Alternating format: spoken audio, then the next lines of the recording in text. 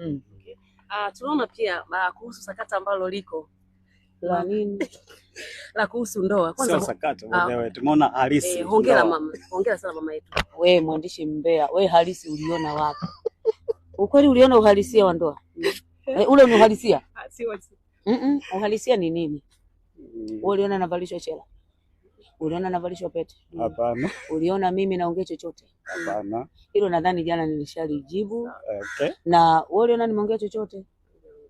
Basi. Sawa. Ulilijibu, ufanya interview za kujibu, lakini mawifi na mashemeji kutokea nchini Tanzania ni kama hawajakubali. Kwani lazima wao wakubali?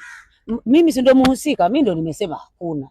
Unajua mimi nimejifunza kujisimamia mwenyewe na misimamo yangu. Yaani mimi siishi kwa wengi wapo. Mimi naishi kwenye msimamo kwamba hiki ndio, hiki hapana.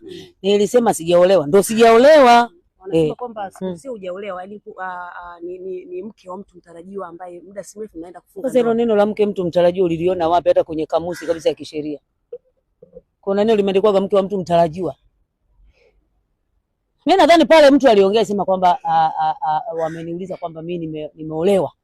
Jamani, kifupi yani mimi niseme hivi, waandishi, sijaolewa, sijawahi kufunga ndoa popote, iwe ya kimila, iwe ya asili mafichoni, iwe nini, la kwanza. Lakini mimi nimeokoka, ninampenda Yesu sana, ninamjua Mungu ninayemtumikia na kumwabudu, nina wachungaji, nina maaskofu, nina kila kitu.